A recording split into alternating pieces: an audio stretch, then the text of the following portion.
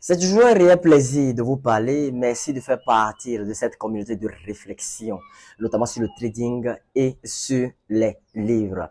Alors, à l'issue de la précédente vidéo portant sur le livre Réfléchissez et devenez riche de Napoléon Hill, nous avons émis des réflexions par rapport au chapitre 2. Notamment, nous avons vu la puissance du désir et autres. Dans cette nouvelle vidéo, nous allons continuer dans cette même thématique. Nous allons voir ici au chapitre 3 la deuxième étape vers la richesse.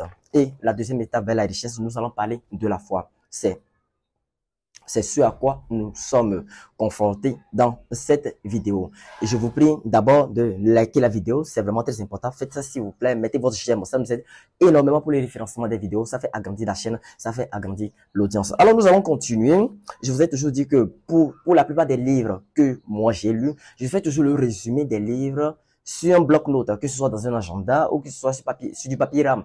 Je fais des résumés et ce sont ces résumés-là que je vous donne. Parce que en faisant ces résumés, il y a des idées intéressantes qu'on trouve, des phrases clés et il est bien de les noter ou bien de les recopier dans un bloc-notes, dans un agenda ou sur du papier RAM et de les garder jalousement. Alors on y va pour le chapitre 3.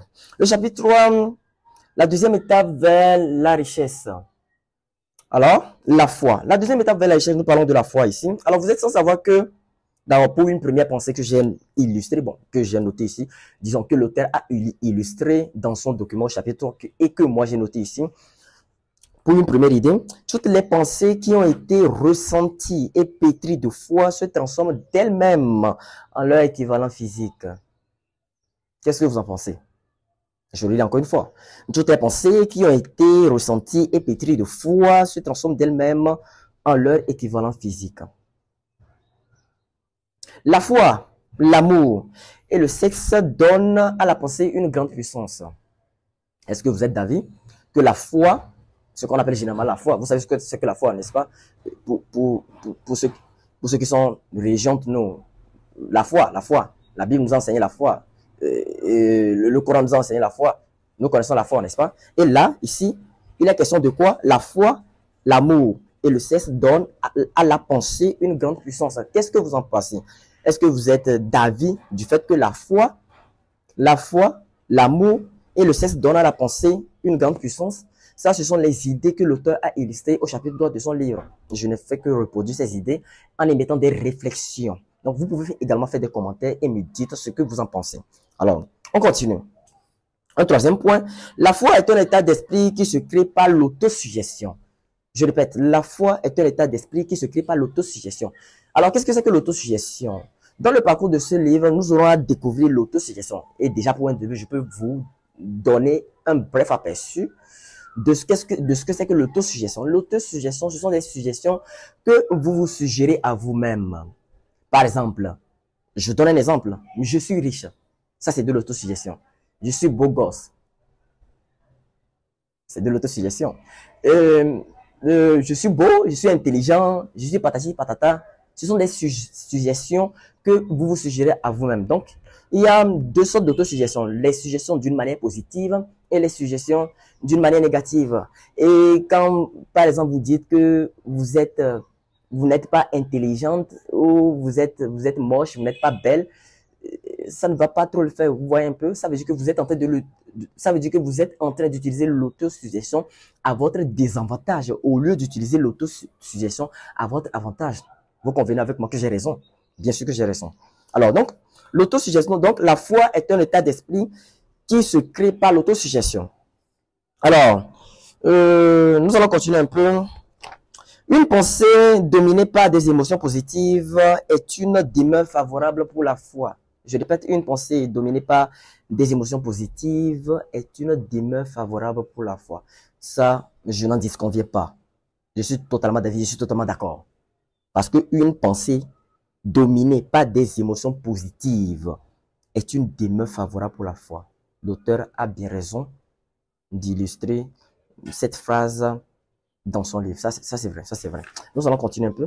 Nous allons faire vite parce que je ne veux pas que ma vidéo dure trop, vous voyez. Vous me connaissez. Alors, je vais vous donner quelques instructions à suivre, notamment pour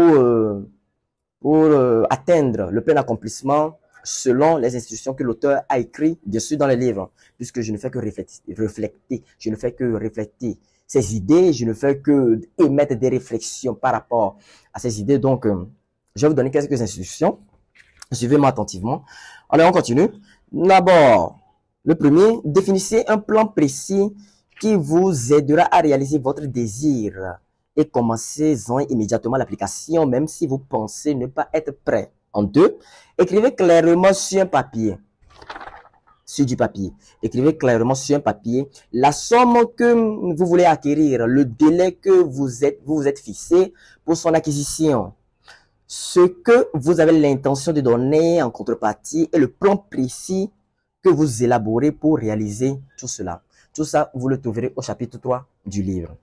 Alors, je pense qu'en dernière position, lisez vos objectifs écrits à haute voix. Voyez un peu, 2 fois par jour, le soir avant de vous coucher et le matin en vous réveillant.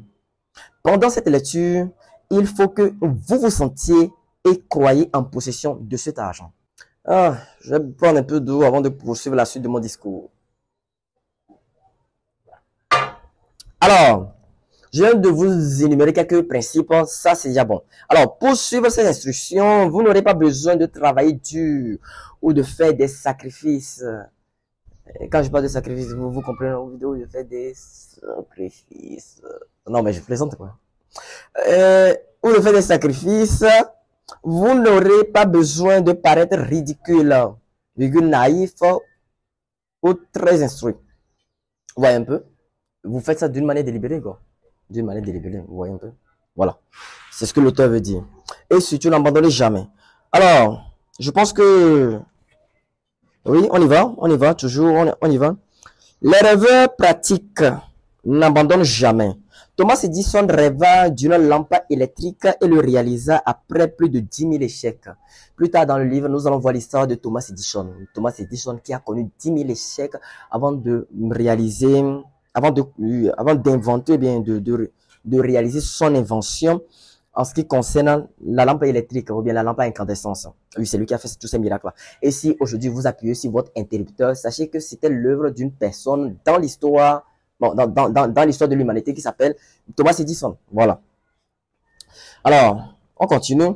La foi est le premier pas vers la richesse.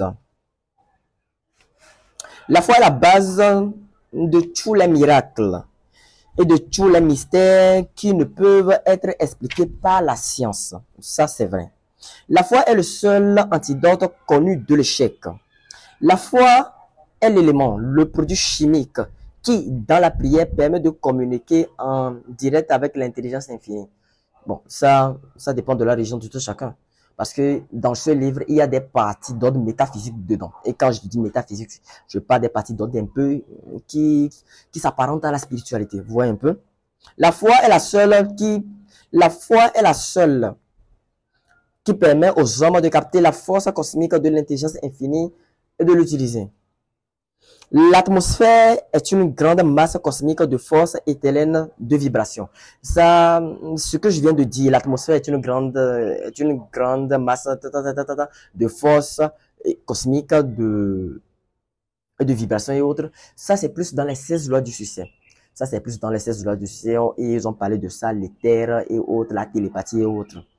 Réfléchissez et devenez riche. Le livre Réfléchissez et devenez riche, autant pour moi, n'est que le petit frère des 16 lois du succès. C'est le même auteur qui a écrit les 2 livres.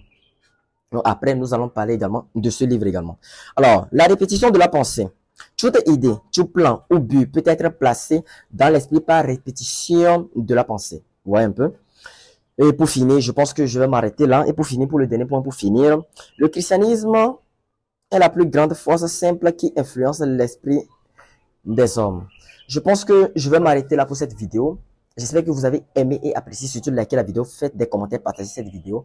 Nous allons nous retrouver une prochaine fois dans une nouvelle vidéo et surtout au chapitre 4 où nous parlerons de la 3e étape vers la richesse, l'autosuggestion, un moyen pour influencer l'esprit subconscient. D'ici là, portez-vous bien.